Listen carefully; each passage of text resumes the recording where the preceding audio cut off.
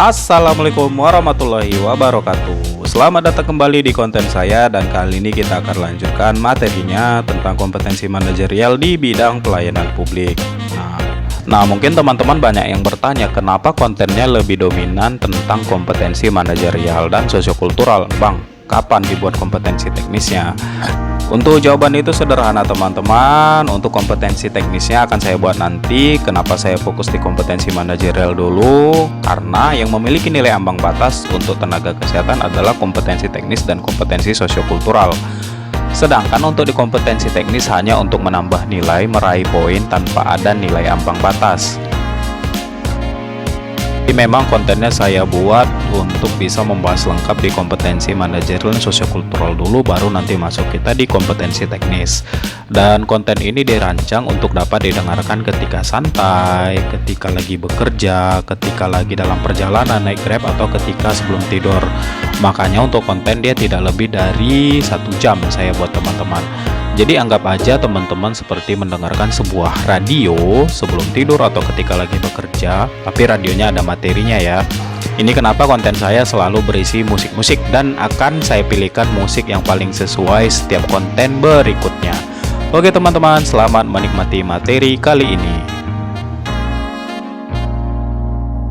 Jadi secara definisi, pelayanan publik adalah kemampuan dalam melaksanakan tugas-tugas pemerintahan, pembangunan dan kegiatan pemenuhan kebutuhan pelayanan publik secara profesional, transparan, mengikuti standar pelayanan yang objektif, netral, tidak memihak, tidak diskriminatif, serta tidak terpengaruh pada kepentingan pribadi, kelompok, golongan, atau sebuah partai politik. Nah, jadi teman-teman, saya sederhanakan, inti dari sebuah pelayanan publik adalah mampu melaksanakan tugas-tugas pemerintahan dalam kegiatan pemenuhan pelayanan publik. Kemudian diharapkan kita dapat bekerja secara profesional, transparan, objektif, dan bersikap netral, serta tidak terpengaruh akan kepentingan pribadi, kelompok, golongan, atau partai politik. Jadi dengan menguasai inti dari pelayanan publik ini, diharapkan teman-teman dapat menjawab soal-soal kompetensi manajerial tentang pelayanan publik di bidangnya nanti ketika menghadapi ujian seleksi P3K. Untuk kode perilakunya teman-teman, yang pertama atau di level pertama, sebagai seorang kapasitas pribadi di unit tugas, kita dapat menjalankan tugas mengikuti standar pelayanan, di mana yang pertama, kita mampu mengerjakan tugas-tugas kita sesuai standar dengan bersikap netral, tidak memihak dan terpengaruh terhadap kepentingan pribadi, golongan, kelompok, atau partai politik. Yang kedua, kita dapat melayani kebutuhan dan permintaan dari pemangku kepentingan. Serta yang ketiga, kita dapat menyelesaikan sebuah masalah dengan tepat tanpa bersikap membela diri kita sebagai kapasitas kita dalam pelaksana pelayanan publik.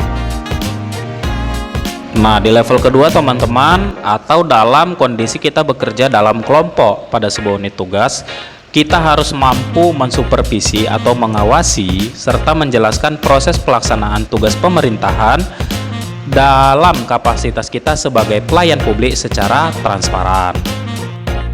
Untuk kode perilakunya di level kedua teman-teman, yang pertama, kita harus bisa menunjukkan sikap yakin kita menjalankan tugas-tugas pelayanan publik secara objektif. Yang kedua, kita bisa aktif mencari informasi-informasi yang dibutuhkan pemangku kepentingan dalam melaksanakan tugas-tugas pelayanan publik secara cepat dan tanggap. Dan yang ketiga, kita bisa memanfaatkan sebuah kebiasaan, tata cara, atau situasi tertentu sehingga apa yang kita sampaikan atau apa yang ingin kita sampaikan bisa menjadi perhatian pemangku kepentingan dalam kapasitas kita melaksanakan tugas-tugas sebagai seorang pelayan publik. Nah, ini untuk level kedua, kapasitas kita bekerja dalam kelompok pada unit tugas untuk pelayanan publik ya teman-teman ya. Nah, untuk di level ketiga, analoginya sebagai seorang pimpinan unit tugas, katakanlah seorang kepala puskesmas teman-teman. Seorang kepala puskesmas harus mampu memanfaatkan kekuatan kelompok demi memperbaiki standar kerja. Yang pertama, dia harus memahami dan mendeskripsikan kekuatan dalam organisasi. Yang kedua, dia bisa menggunakan keterampilannya dalam lintas kelompok atau lintas sektoral untuk memfasilitasi kebutuhan kelompok. Dan yang ketiga, seorang pimpinan atau kepala puskesmas harus dapat membuat implementasi cara-cara efektif untuk membantu dan mengevaluasi masalah yang dihadapi di unit tugasnya. Untuk di level keempat teman-teman, kita analogikan ini sebagai seorang kepala dinas ya. Maka kepala dinas harus mampu memonitoring dan mengevaluasi serta mengantisipasi dampak-dampak terhadap isu jangka panjang. Nah, di kode perilakunya, seorang kepala dinas harus mampu memahami dan memberikan pelatihan untuk isu-isu jangka panjang, kemudian menjaga agar kebijakan pelayanan selaras dengan standar pelayanan. Dan yang ketiga, seorang kepala dinas harus bisa membuat strategi jangka panjang dalam pemenuhan kebutuhan pemangku kepemimpinan. Nah, kemudian untuk di level kelima kita analogikan sebagai seorang kepala daerah teman-teman, di mana seorang kepala daerah ini harus bisa memastikan terselenggaranya pelayanan kebijakan publik yang bersikap objektif dengan cara menciptakan, mengintegrasikan, dan menjamin terselenggaranya pelayanan publik yang bersikap objektif. Oke, ini sederhana ya teman-teman, kita buat analoginya. Di level pertama, setiap individu yang bekerja di puskesmas harus bisa memberikan pelayanan yang objektif sesuai dengan standar pelayanan yang telah ditentukan. Masuk ke level kedua, ketika bekerja dalam kelompok, selain bisa bekerja secara objektif, juga bisa memberikan informasi dan masukan kepada pemangku kepemimpinan agar suatu program berhasil. Contohnya, seorang camat ingin membuat program stop BAB sembarangan. Nah, kelompok-kelompok yang bertanggung jawab pokjanya di puskesmas harus bisa memberikan masukan-masukan atau info kepada pemangku kepemimpinan agar program ini berhasil. Nah, di level ketiga, misalnya seorang kepala puskesmas, misalnya ada anggotanya ingin melakukan penyuluhan, kita bilang. Nah, seorang kepala puskesmas harus tahu anggotanya, kelebihan dan kekurangannya mana yang paling sesuai untuk melakukan penyuluhan ke desa. Kemudian dia harus bisa bekerja lintas sektoral agar misalnya penyuluhan ini berhasil, misalnya menghubungi perangkat desa setempat atau tokoh masyarakat setempat untuk mengumpulkan warga sehingga program yang direncanakan ini bisa berhasil.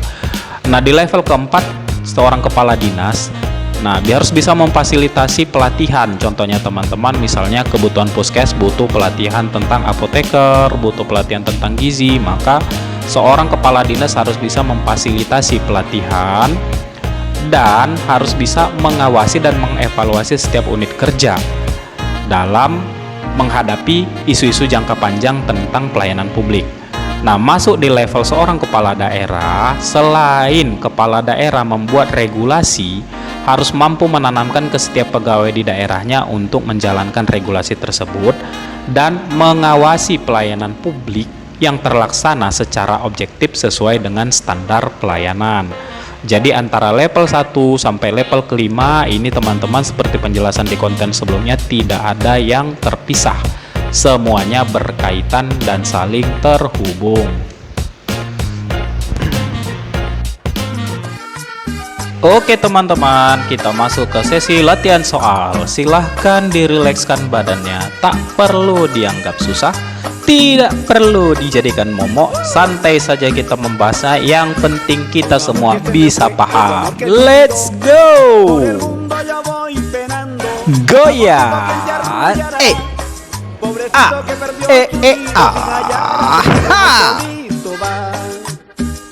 Soal yang pertama, Anda ditugaskan dalam pelayanan kesehatan di unit gawat darurat. Saat sedang bertugas, terdapat pasien kecelakaan dengan kondisi tidak sadar namun tidak ditemukan luka-luka di sekujur tubuhnya.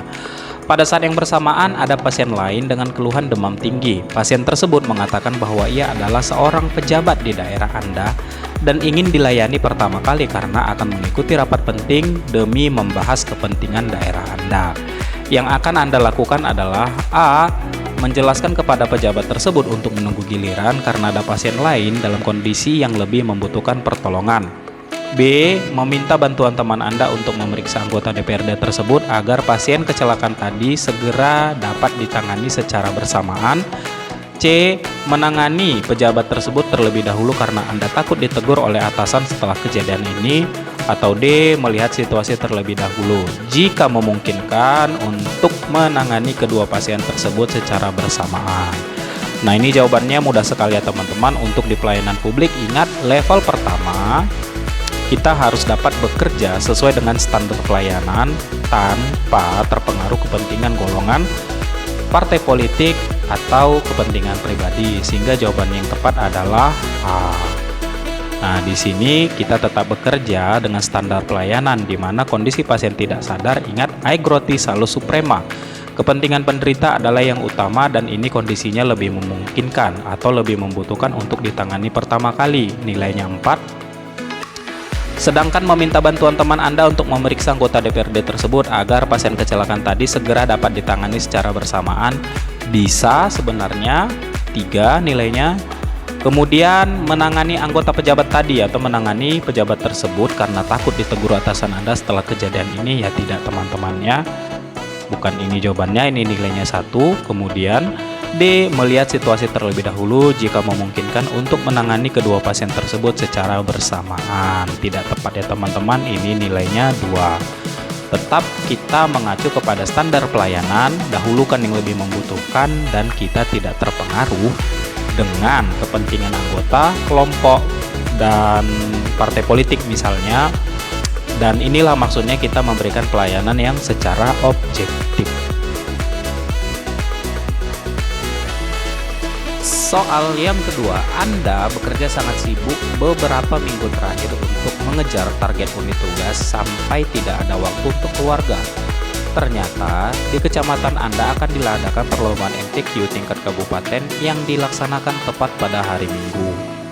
Camat setempat meminta ditugaskan tim kesehatan untuk berjaga-jaga jika ada kondisi darurat selama perencanaan kegiatan. Pimpinan unit tugas Anda menugaskan Anda dan beberapa orang lain untuk menjadi tim kesehatan di daerah tersebut. Sementara Anda dan keluarga telah merencanakan hari libur di waktu tersebut. Yang Anda lakukan adalah A. Mengikuti acara tersebut dan jika memungkinkan untuk pulang lebih cepat dan mengisi waktu liburan bersama keluarga. B. Meminta tolong kepada pimpinan untuk menugaskan teman Anda dan meminta kompensasi atas kehilangan waktu bersama keluarga karena menyelesaikan tugas kantor. C. Meminta maaf pada keluarga Anda, menyusun rencana liburan di minggu berikutnya karena ini adalah kewajiban Anda sebagai seorang tenaga medis. D. Tetap bekerja sesuai dengan permintaan pimpinan namun meminta kompensasi setengah hari untuk memenuhi janji liburan kepada keluarga. Oke, kita analisa satu-satu teman-teman. A. Semuanya bisa ya teman-teman, artinya kita berusaha untuk bekerja secara objektif tanpa terpengaruh kepentingan pribadi atau golongan. Nah, di sini contohnya di A, di A, poin C dan poin D ini kita tetap berusaha bekerja secara objektif tanpa terpengaruh kepentingan pribadi. Nah, untuk poin B kita lihat di sini teman-teman, kita meminta tolong kepada pimpinan untuk menugaskan teman Anda dan meminta kompensasi atas kehilangan waktu bersama keluarga karena menyelesaikan tugas kantor. Nah, ini kurang tepat ya teman-teman. Artinya kita di sini masih terpengaruh dengan kepentingan pribadi. Nah, poin B salah. Sekarang antara A, C dan D mana yang lebih tepat teman-teman? Jawaban yang lebih tepat adalah poin C. Ini per poin 4 ya teman-teman. Karena apa? Di sini kita meminta maaf kepada keluarga dan menyusun rencana liburan di minggu berikutnya karena ini termasuk kewajiban kita sebagai tenaga medis. Artinya kita tetap mengutamakan pelayanan publik secara objektif tanpa terpengaruh kepentingan pribadi. Nah, kalau A mengikuti acara tersebut dan jika memungkinkan pulang lebih cepat untuk mengisi liburan bersama keluarga, ini bisa. Tapi kalau poin A kita masih ada terpengaruh dengan kepentingan pribadi sehingga ini bernilai 3 teman-teman. Kalau yang D tetap bekerja sesuai permintaan pimpinan namun meminta kompensasi, sama aja kita masih terpengaruh kepentingan pribadi, ini bernilai 2. Sedangkan yang B bernilai 1. Soal nomor 3. Anda baru saja ditempatkan di sebuah unit tugas baru. Anda sama sekali belum familiar dengan tugas, cara kerja, budaya, dan sistem bekerja di tempat baru tersebut. Maka yang Anda lakukan adalah A. Bekerja dengan standar terbaik dengan apa yang telah Anda dapatkan di tempat sebelumnya. B. Bekerja dengan mengikuti standar kerja di tempat yang baru. C. Mempelajari perbedaan yang ada pada tempat yang baru dan berusaha tetap bekerja dengan kualitas yang paling baik. Atau D. Mempelajari yang ada pada tempat baru dan bekerja dengan cara kerja pegawai senior yang telah ada di sana karena para pegawai senior memiliki pengalaman yang lebih tinggi. Nah, di sini dalam kapasitas pribadi artinya di level pertama, teman-teman. Nah, kita analisa jawaban yang paling tepat. Bekerja dengan standar terbaik dengan apa yang telah Anda dapatkan di tempat sebelumnya. Nah, ini bisa. Bekerja dengan mengikuti standar kerja di tempat baru, bisa. Mempelajari perbedaan yang ada pada tempat baru dan berusaha tetap bekerja dengan kualitas yang paling baik, bisa. Dan D. Mempelajari perbedaan yang ada tempat baru dan bekerja dengan cara pegawai senior yang telah ada di sana karena para senior memiliki pengalaman yang lebih tinggi. Ini jawabannya bisa, tapi mana yang paling tepat, kawan-kawan? Mana yang paling tepat? Nah, jawaban yang paling tepat adalah jawaban option yang ya, kita analisa ya, teman-teman. Yang C. Kenapa yang C, teman-teman? Nah, di sini ada kata-kata bekerja dengan kualitas yang paling baik. Sedangkan di option D tidak ada kata-kata bekerja dengan kualitas yang paling baik. Nah, kalau dalam standar pelayanan publik artinya kita memang harus dapat bertugas dengan objektif, netral, dengan standar yang paling baik, tidak terpengaruh oleh kepentingan pribadi dan golongan. Nah, sementara kalau kita ambil option D, belum tentu pengalaman senior ini dikerjakan sesuai dengan standar yang telah ada biasanya di tempat bekerja. Nah, kalau kita bekerja dengan standar terbaik dengan apa yang telah kita dapatkan di tempat sebelumnya, belum tentu standar kerja di tempat Anda sama dengan standar kerja yang baru. Nah, begitu bekerja dengan mengikuti standar kerja di tempat yang baru, bisa juga teman-teman, tapi kurang tepat ya, karena tetap saja di sini kita tidak bekerja dengan kualitas terbaik. Nah, nanti di sini ada masuk poin juga di pengembangan diri ya, teman-teman. Sehingga jawabannya untuk option C bernilai 3, option D bernilai option C bernilai 4, option D bernilai 3, option B bernilai 2, dan option A bernilai 1. Soal nomor 4, Anda ditugaskan dalam kelompok tugas baru. Kelompok ini bertugas untuk menyeleksi pegawai baru yang akan masuk dalam perusahaan Anda. Suatu ketika teman akrab Anda datang meminta bantuan Anda untuk menerima anaknya di perusahaan Anda dengan mempermudah seleksi bagi anaknya. Teman akrab itu bersedia memberikan sejumlah uang dan fasilitas kepada Anda. Yang Anda lakukan adalah A. Menerima tawaran tersebut tanpa perlu jaminan uang karena dia teman karib Anda. B. Menolaknya dengan tegas karena mencederai integritas Anda. C. Menolaknya dengan halus dan mengatakan agar anak Anda mengikuti seleksi seperti peserta lainnya dan akan diseleksi dengan adil. D. Meminta anaknya untuk mengikuti seleksi sebatas formalitas saja. Nah, kalau kata-kata Anda ditugaskan berarti kita berada di level pertama. Ingat, di level pertama pelayanan publik kita tidak boleh terpengaruh dengan kepentingan pribadi, kelompok, golongan, dan partai politik, harus objektif. Kalau kita ambil option A, salah. Option D, salah. Nah, ini A dan D sama-sama kita terpengaruh dengan kepentingan pribadi dan kelompok sehingga kita tidak bekerja secara objektif dan transparan. Sedangkan option B, option C menolaknya dengan keras, C menolaknya dengan halus dan mengikuti seleksi seperti biasa, maka jawaban yang paling tepat adalah option C. Ini bernilai 4 teman-teman, dan ini B-nya bernilai 3. Sementara antara A dan D sebenarnya jawabannya cacat, tapi kita kasih nilai aja. Ini 2 dan ini 1. Soal yang kelima. Di wilayah unit tugas Anda terdapat sebuah desa yang masih sering buang air besar sembarangan. Saat ini ada seorang camat baru yang ditugaskan di wilayah kerja Anda. Camat tersebut memiliki program untuk menghilangkan kebiasaan di desa tersebut dengan melakukan pekerjaan lintas sektoral dengan pihak puskesmas untuk menyelesaikan masalah ini. Yang sebaiknya Anda lakukan adalah A. Menerima dengan senang hati karena ini termasuk tanggung jawab bersama antar sesama lintas sektoral. B. Mengerjakan tugas tersebut dengan kualitas terbaik yang Anda miliki. C. Mengerjakan tugas tersebut dengan melakukan penelitian terlebih dahulu tentang pola hidup dan kebiasaan masyarakat setempat agar pekerjaan menjadi lebih mudah. D. Bekerja sebagai kesehatan atau tenaga kesehatan yang bersinergi dengan lintas sektoral. Nah, untuk option A dan D ini sama-sama ya teman-teman, sama-sama bisa jawabannya A, B, C, dan D. Kenapa? Karena di sini sama-sama kita bekerja sesuai dengan standar pelayanan. Nah, di sini teman-teman bisa lihat untuk soalnya ada kata-kata bekerja secara lintas sektoral. Artinya kita bekerja dengan pemangku kepentingan atau pembuat kebijakan. Nah, untuk kita bekerja dalam kelompok artinya kita ada di level kedua. Nah, mana jawaban yang paling tepat teman-teman? Jawaban yang paling tepat adalah option C. Ini bernilai 4. Kenapa? Karena di sini ada keterangan kita melakukan penelitian terlebih dahulu tentang pola hidup dan kebiasaan masyarakat setempat agar pekerjaan lebih mudah. Artinya kita di sini sedang mengumpulkan sebuah informasi.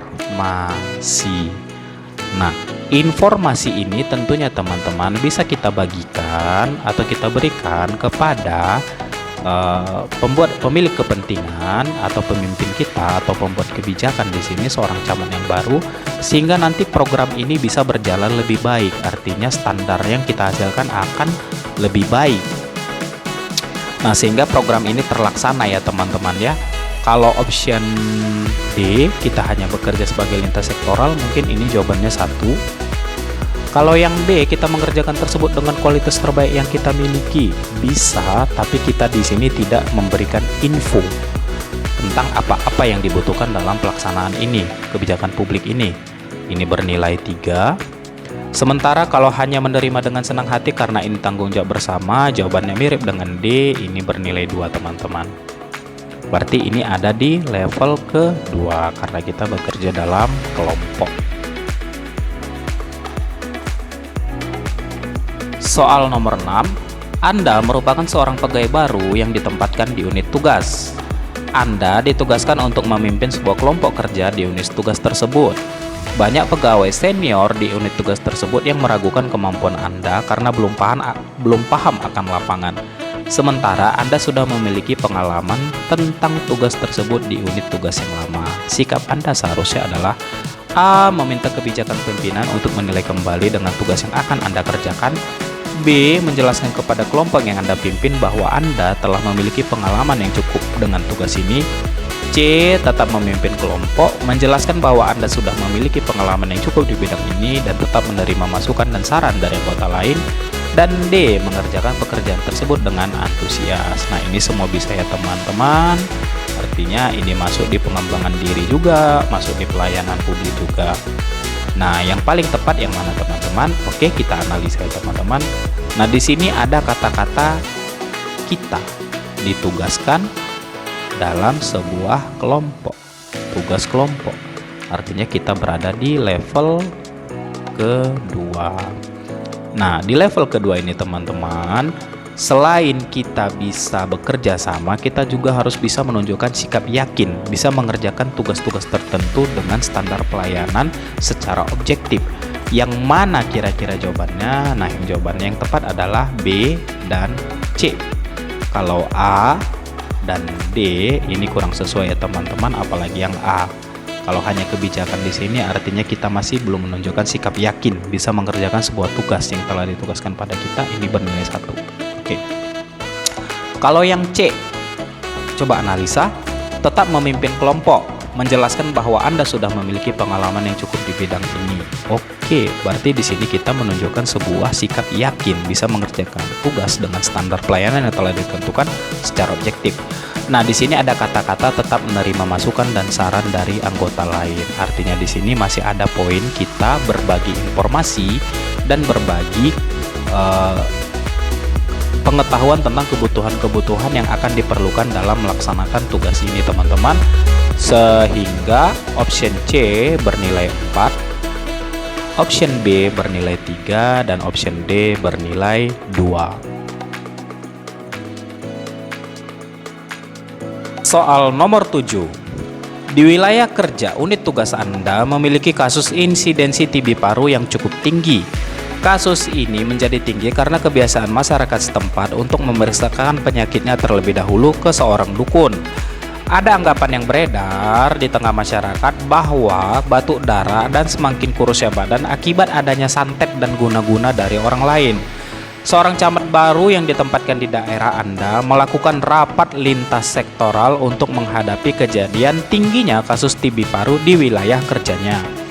Nah, apa yang akan Anda lakukan dalam rapat lintas sektoral ini? A. Mengikuti rapat dengan baik dan memberikan pendapat jika diminta oleh pemimpin rapat, bisa ya teman-teman. B.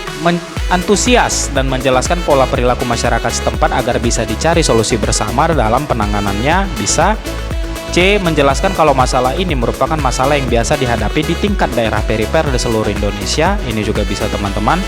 Dan D. Mengikuti rapat sampai akhir dan antusias untuk mengerjakan program yang dihasilkan dari rapat tersebut. Nah, ini bisa, artinya di sini sama-sama kita menunjukkan minat atau keinginan untuk mengikuti memberikan pelayanan sesuai dengan standar pelayanan yang telah disepakati. Nah, cuman jawabannya mana yang paling tepat teman-teman? Oke, kita analisa teman-teman satu persatu. Nah, di sini kata-kata ada seorang camat akan melakukan rapat lintas sektoral. Artinya di sini kita bekerja kapasitasnya dalam kelompok. Nah, jika dalam kelompok artinya kita berada di level kedua. Nah, salah satu poin di level kedua adalah kita bisa memberikan informasi atau keterangan kepada pemangku kepemimpinan atau pemangku kepentingan agar sebuah program atau rencana kerja dapat terselesaikan dengan baik dan objektif. Sehingga jawaban yang paling tepat adalah B. Nah, di sini kita tetap antusias mengikuti rapat dan menjelaskan pola perilaku masyarakat setempat agar bisa dicari solusi bersama penanganannya. Nah, di sini ada poin kita membagikan info. Kita membagikan info di sini dengan seorang camat yang baru atau stakeholder.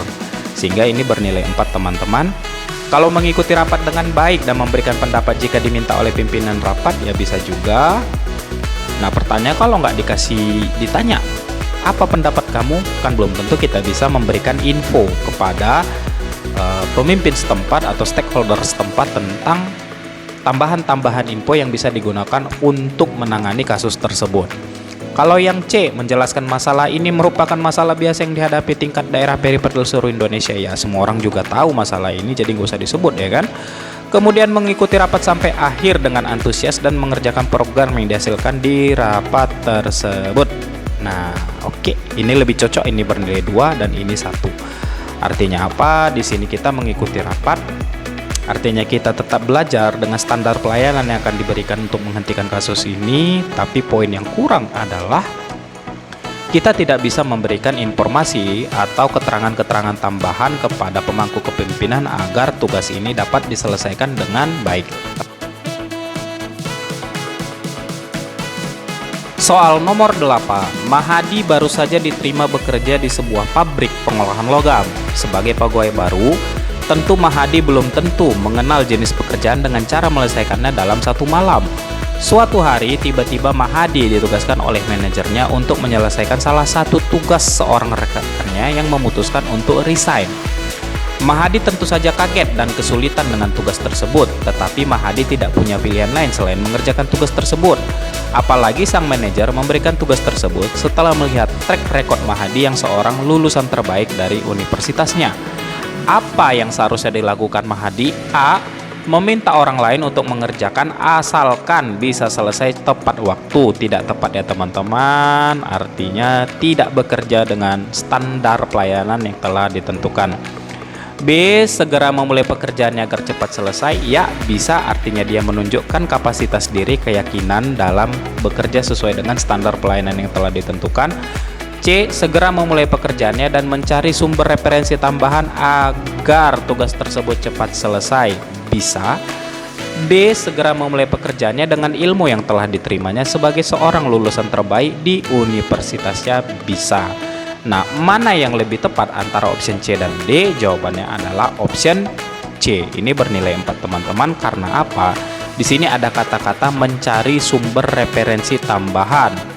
Artinya di sini selain dia menunjukkan sikap yakin dalam mengerjakan tugas sesuai dengan standar pelayanan yang telah ditentukan, nah di sini juga aktif mencari informasi bagaimana cara menyelesaikan ini dengan lebih baik lagi sesuai dengan standar pelayanan. Sehingga ini optionnya lebih cepat 4. Kalau dia hanya sekedar memanfaatkan ilmu sebelumnya yang telah dia terimanya di universitasnya, artinya tidak ada usaha untuk mencari info lebih atau mencari tambahan pengetahuan lebih untuk mengerjakan tugasnya sesuai dengan standar pelayanan. Sehingga option D bernilai 3, option B bernilai 2, dan option A bernilai 1.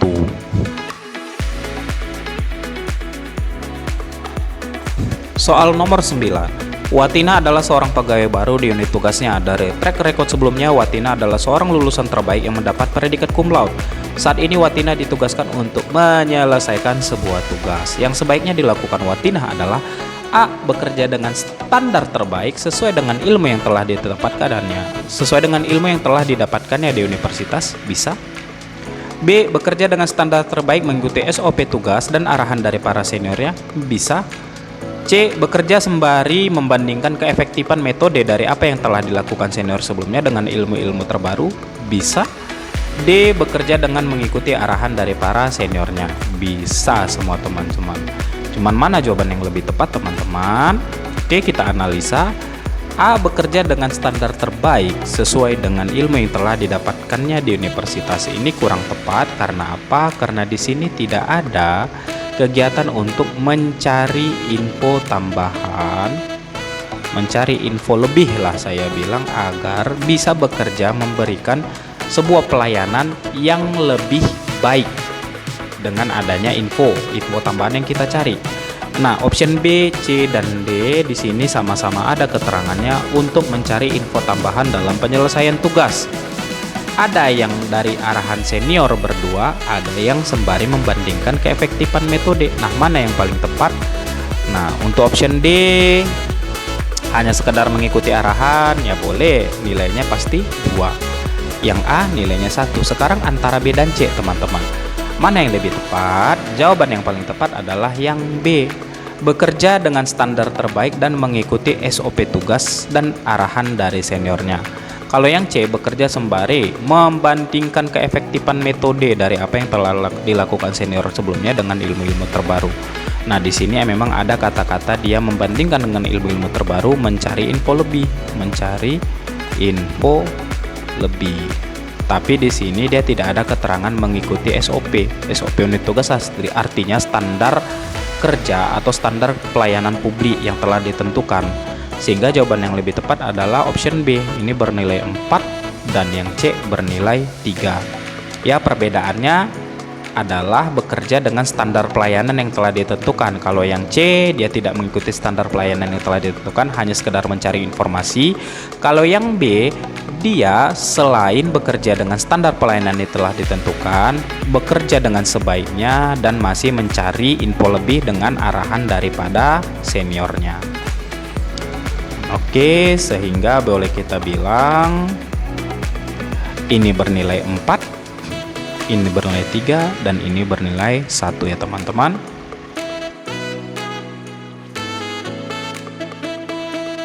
Nomor 10. Anda bekerja di bagian pelayanan. Saat sedang melayani, ada seorang pelanggan yang diminta didahulukan dengan alasan ia sibuk dan perlu segera dilayani secepatnya. Sikap Anda adalah A. Menegurnya karena bukan ia saja pelanggan yang harus dilayani. B. Memberi penjelasan kepada pelanggan yang ingin segera dilayani harus mengambil nomor antre. C. Memberi penjelasan agar pelanggan tersebut bersabar. D. Meminta pelanggan tersebut untuk melihat pelanggan lain yang telah datang terlebih dahulu. Nah, di sini teman-teman, untuk semua option A, B, C, dan D ini sama-sama menunjukkan sebuah pelayanan atau kita bekerja tanpa terpengaruh dengan kepentingan kelompok, pribadi, dan golongan.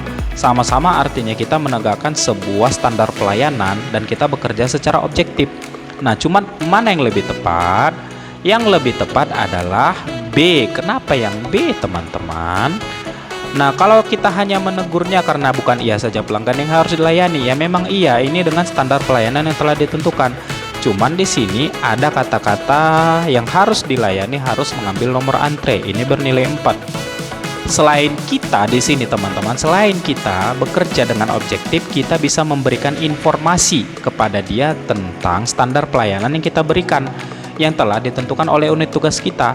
Sedangkan yang C memberi penjelasan agar pelanggan tersebut bersabar, ya bisa saja teman-teman, tapi kita di sini tidak menjelaskan tentang SOP pelayanan unit tugas kita, sehingga ini bernilai 3. Kalau yang D meminta pelanggan tersebut untuk melihat pelanggan lain, ya bisa lah teman-teman, ini nilainya 2, sedangkan yang A nilainya 1.